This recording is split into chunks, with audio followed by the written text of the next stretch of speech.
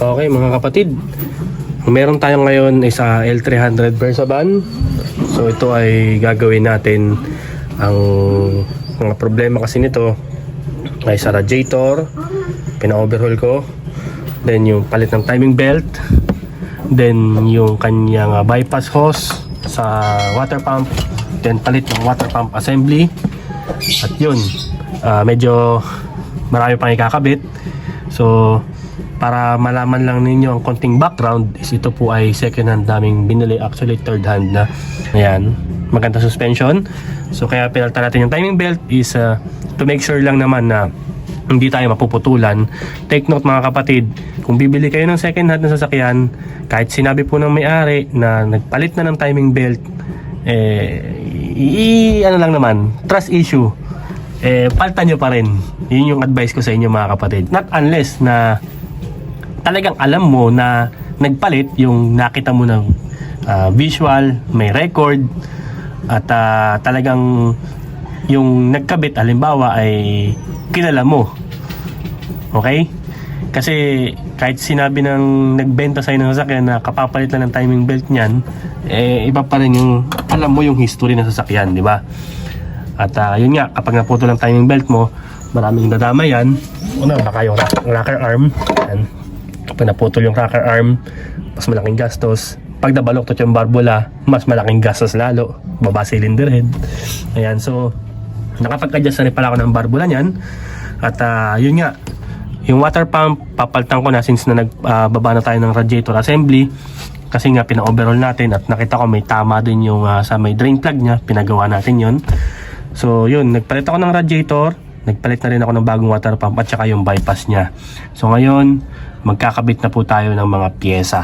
Okay? Para lang sa inyong kalaban, ito yung mga pyesa. Ito yung sinasabi ko na pipe. Yan. From water pump, papunta sa kabilang side. Yan yun. Nakakabit sa water pump.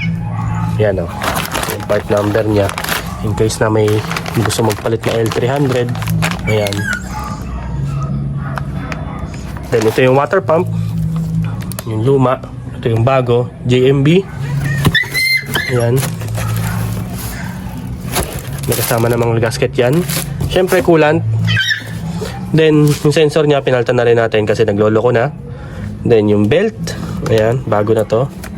At yun yung ating radiator assembly. So let's go. Kabit na natin itong mga to. Alright. Ayan po mga kapatid. So bali, naisalpak na natin yung water pump. Ayan. Ito yung water pump. Then tensioner. Bago. Yung timing belt, kakabit natin mamaya. Nakabit ko na yung intake manifold. Lipat tayo sa kabila. Para makita nyo yung ating bypass pipe. Yung pipe ng water pump. Ayan. Ito yung pipe galing sa water pump. Ayan. Papunta dun. Hindi ko na naipakita yung pagkakabit. Medyo hassle. At nag-charge yung cellphone natin. Pero may mga video na ako nyan. Palit ako ng water pump, ng Lancer. Yung mga key points nandun din.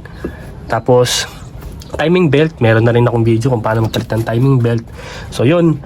At pag nakabit natin yung timing belt, kakabit natin itong steering pump.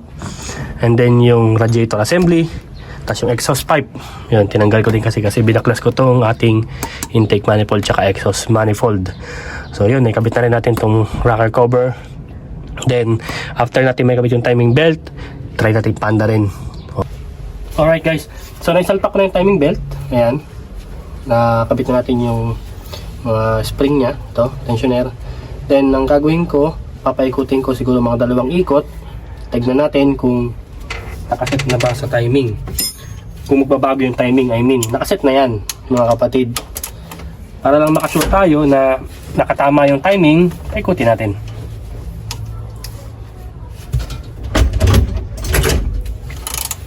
Ayan. Kasi minsan may case na tama yung timing mo, naisalpak mo yung belt, pero nung inikot mo siya manually, nawala sa timing, luminsad ang belt. Kaya to make sure ay papaikutin natin kahit di ko na siguro paandaran yung makina. Ayan. Hindi ko na may papakita kung paano yung pagta-timing kasi may video na naman ako niyan mga kapatid. Ayan yung video ko. Nung nagpalit ako ng timing belt sa Adventure, same lang naman po yan ng L3, same engine.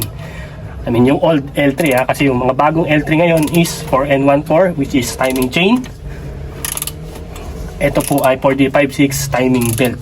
Same ng Mitsubishi Adventure. So nasa na yung ating timing. Ayan. Ito siya yung sa injection pump. Ito yung sa camshaft. Then tingnan natin yung sa crankshaft. Pero konti pa. Alright. Yan. Then silipin natin yung markings. Okay, injection pump is good. Camshaft is good. Crankshaft is good. Belt balancer good. Good. Now, higpitan na natin tong sa tensioner niya. Alright. Alright guys, naisalpak na po natin yung cover ng timing belt. Ayan.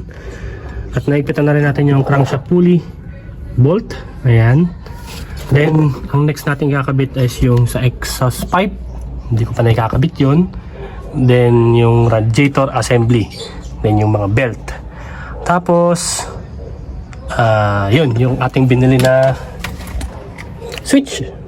Sending unit. Temperature. Then, after nyan, i-start na natin yung makina. Okay mga kapatid. So, ayan. Naisalpak na natin lahat. Yung exhaust pipe na lang pala. Sorry, yun lang hindi ko pa nakakabit. Pero gusto ko muna siyang i-start. Then nakapagsali na tayo ng coolant. Ayan, kung makikita ninyo ay puno na yung radiator niya. Pero I'm sure na bababa pa yan. So bago na rin yung belt, yung drive belt. Hindi ko na nakabit yung aircon compressor kasi may problema nga yung compressor. At papalitan natin siya ng clutch. Yung clutch sa compressor mga kapatid. So sure ako bababa pa yung coolant na yan. Pero bago ang lahat, i-start muna natin yung makina. Kabit ko muna yung negative. So yan po, nakabit na natin yung negative. Ayan, double check kung may nakasalpak pa. Wala na naman sa pulling nakasalpak ng tools. Kabit na.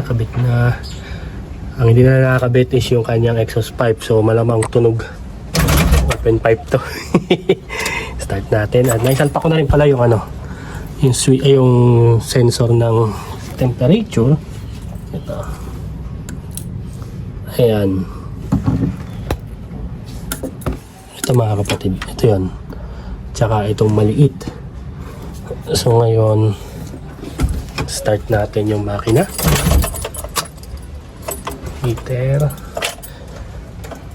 Neutral. Game.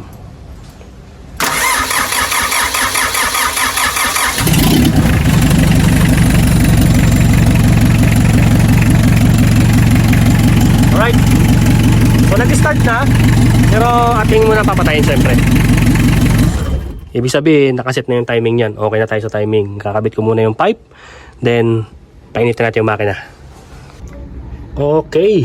Naisalpak na natin yung ating exhaust pipe. And then natin i-start. Let's see kung may tatagas sa ating ginawa. Huwag naman sana. Dahil napakatrabaho ng Versaban. Sa L3, gipitan yan. Start natin. Yun. Ngayon, hayaan natin uminit yung makina.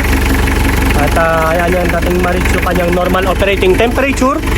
Then, kapag makita natin na okay na yung temperature niya, nasa gitna na yung gauge, yung needle ng temperature, silipin natin sa ilalim kung may mga maglilik sa ating ginawa, especially sa may water pump, sa mga oil seal ng ating ang tawag dito, camshaft. So habang tayo po yung nagpapainit ng makina, dilikit muna ako ng aking kagamitan para after na ma-check natin kung walang leak, maglo-road test tayo. Yun. Alright, sana walang leak.